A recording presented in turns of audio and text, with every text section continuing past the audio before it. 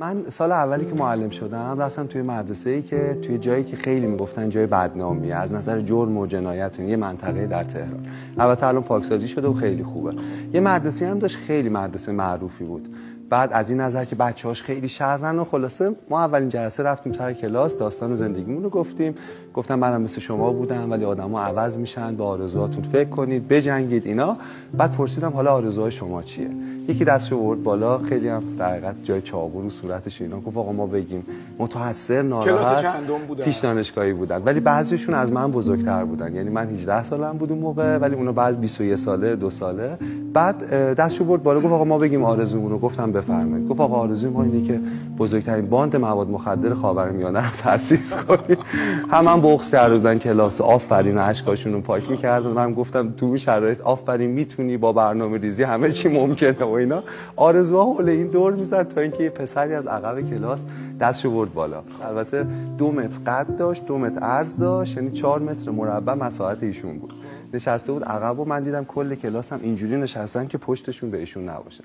اسمش عزیز بود. گفت آقا ما بگیم، دستش هم یه نوبربری کامل اینقدر بزرگ بود. بعد کلاس ساکت شد. گفتم بله بفرمایید حتما. گفت آقا آرزو ما اینه که ننمون رو ببریم مکه. بعد خیلی تعجب کردم. گفتم میتونم بپرسم چرا؟ گفت نه آقا فضولیش به شما نیومده. خیلی آدم روکی بود، میدونید زیاد همسن و سالم بود. بله دیگه آره. خلاص زنگ خورد و زنگ تفریح اومد پیش من و گفتش که آقا این آرزوی ما رو کمک کن برآوردش. گفتم چیه داستان اینا؟ گفت من پدرمو در 4 سالگی از دست دادم و با یه مادرم همین تنها فرزندشم و بعد از مشکلات شدید اقتصادی مادرم مجبور شده حتی خونه مردم کار کنه، حتی گدایی کنه، همه کار بکنه که با من بشم این هیکل. ولی الان مادرم سرطان داره و دکترها گفتن با همه چی، پرتو درمانی، شیمی درمانی، عمل روده و سرطان دستگاه گوارش داشت، با همه اینا در حقیقت ما میتونیم 1 سال نهایتا نگهش داریم. آرزوی مادرم اینه که قبل مرگ بره مکه و من میخوام هر جوری شده این کارو بکنم که او بره.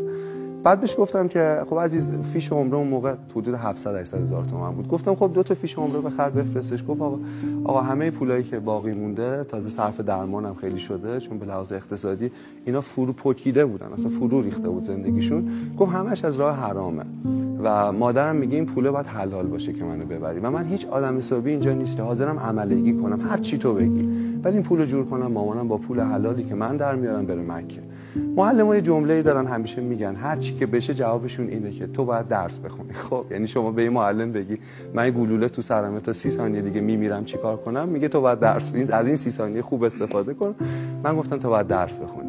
گفت چه ربطی داره؟ گفتم ببین عزیز الان آبانه، تا کنکور تیر ماه وقت داری، بشین من تونستم تو هم میتونی، مشتی بخون، اگه رتبت خوب شد من میبرمت یه مؤسسه یا آموزشگاه دستتو بر میکنم، حقوق 1 سالت هم بهت پیشاپیش میدم که باش مادر تو این کار واقعا میخواستم. آره میتونستم. آره اونایی که میرن دانشگاه خوب بعد راحت جذب سیستم آموزشگاه اینا میشن. گفت آقا راست میگی فلان اینا. من گرفت یه تکون داد. گفت اگه به قولت عمل نکنی میکشمت. گفتم که نه فلان. یه کاغذ در آورد گذاشت رو میز، گفت بنویس. نوشتم این جانب مجتبی شکوری قول میدم اگه عزیز رتبهش فلان شه من این کارو بکنم. یه سوزن ترگت از برد در آورد و زد رو انگشتش، خون اومد، با خون شروع کرد امضا کردن. گفتم چیکار میکنی؟ گفت آقا با خون اون امضا کردیم. آره گفت آقا با خون اون امضا کردیم که بگیم تا پای مرگمون پای این حرف هستیم. گفتم باریکلا دمت گرم عاشقتم همینه. گفت تو هم باید با خونت امضا کنی. یه سوزن بود که خونی. گفتم میشه حداقل سوزن رو عوض کنی؟ بعد خلاص نگاه کرد که این فصول بازی‌ها چیه و اینا. یه سوزن دیگه به ما هی می‌زدیم خون نمیومد. یه با چشمام می‌بستم 1 2 3 فلان. دست ما رو گرفت گفت خیلی سوسولی. سوزن رو تا ته کرد تو دست ما و 1 2 بارم عقب جلو و من میتونستم یه 40 برگ رو امضا کنم. میزان امضا کردیم و رفتیم و من سوزش دستم تو مترو فکر می‌کردم که خب اتفاقی نمیفته، احتمالاً یه جویه یه حسی گرفته، ولی اتفاق افتاد. من معلم فیزیکشون بودم. بعد نشستیم و دیدم عزیز موهاشو از ته تراشیده، دیدم نشسته ردیف اول موهاش تراشیده و دفتر خریده و بعد سوال میپرسه آقا این چیه اون چیه و خب به شدت هم بی سواد دیگه. از سوم راهنمایی اطلاعاتش دست نخورده باقی مونده بود.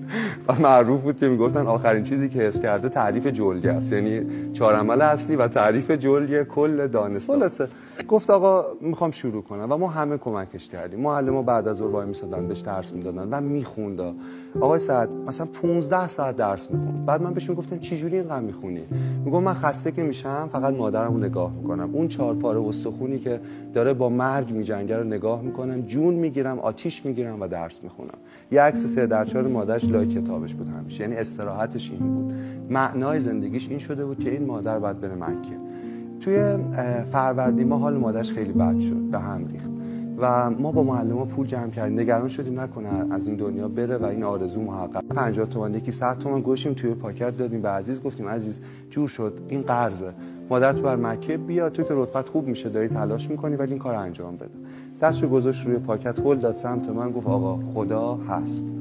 گفتم یعنی چی؟ پول مگه نمیخواستید؟ حل دیگه. گفت آقا خدا هست. گفتم یعنی چی؟ گفت ببین من روزی که با خدا عهد بستم که تغییر کنم، بهش گفتم مامانم نه با صدقه شما، با پول خودم، نه با ویلچر چون حالش خیلی بد بود، با پای خودش میره مکه و میره، خدا هست. ما پول گذاشتیم رو کمد مدیر، گفتیم ببین این اینجاست، شاید غرور داره، جوونه، قده فلان، گفتیم هر خاصی بردار. رو اون پول اینقدر خاک نشست تا آخر سال و حال مادر عزیز هر روز بدتر میشد. کسی رو تصور کنین که یه منطقه ازش میترسیدن و حالا کارش اینه که سر مادرش رو بذاره رو پاش، چون مادرش تومورن، یعنی سرش هم خیلی درد وحشتناک، و سر مادرش رو میمالید، این پاشم کتاب، و این کتاب انگار زیر بارون گذاشته بوده، از بس گریه میکرد موقع درس خوندن.